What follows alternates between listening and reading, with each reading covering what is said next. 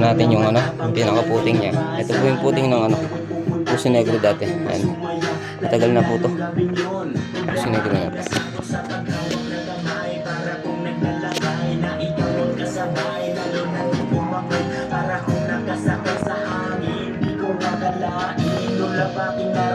Nakayakap ang pangarap na bigyan, kaya ako ay humiling. Sana ito ang muling pagkikita natin. Balang araw na galing ka sa hangin ng mga dinipintasin ng bulaklak na sumisimulo sa aking utak. Sa'yo ko ibibigay ang buhay na mapagay sa magulay.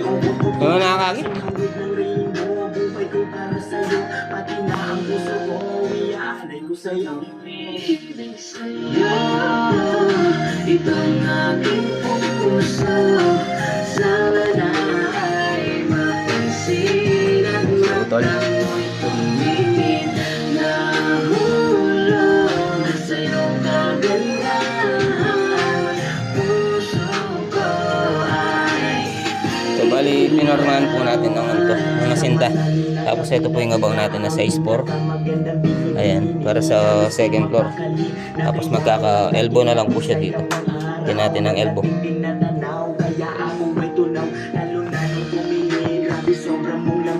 Ito, dati pong post dito, tinanggal natin. Inutol na po natin para lumuwang po yun dito. Bali yung poste po dito nasa ano, nasa 7. Dapat 8 po to. Ito po yung isa, tinanggal natin. Ayan, mga songs natin, mga idol natin. Si ano, si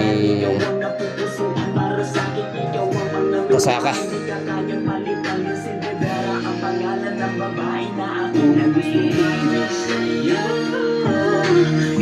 Si Utol. Saan, tagatanggal naman natin. Tambak. Alas konti na lang po to. Ito na lang. Tapos mamaya bibili tayo ng semento para masinta na po to. Masinta, tapos papalitadahan natin to. Ayan o. Kailangan po kasi mapalitada yan. Papalitadahan natin yan. Tapos dito asintayin natin. I-cover natin yung puting natin. Tapos ito flooring. Gusto ko sana ma-flooring po to. Para yung puting natin is naka-cover siya. Para sa ano natin, toilet. Tatapon na ano dito, dumi. Yan o.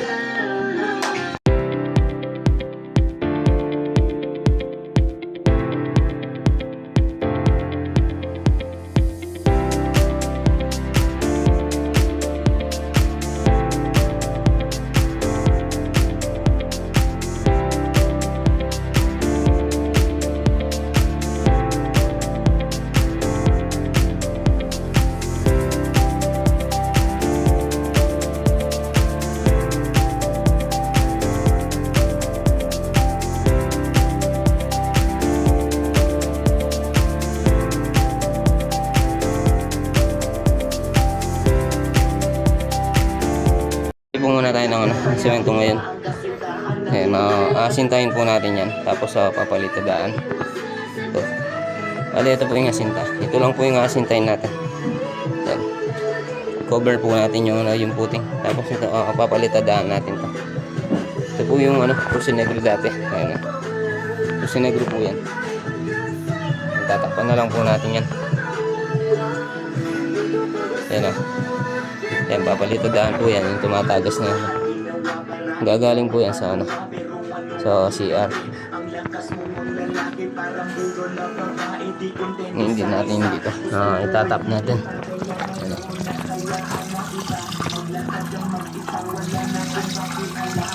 Gagaling sa lababo. Tapos yun, itatap natin.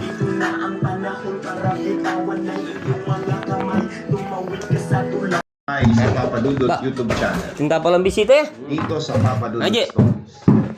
Yan ako si... Ngayon ang problema sa kanilang relasyon. Kung paano namin hinarap ni Paulo ang mga pagsubok Yan, ito lang po ang asintahin natin. na pagtibay ang aming relasyon bilang mag-asawa. Despite all of this. Alam ko pong magsisilbing aral sa nakaraan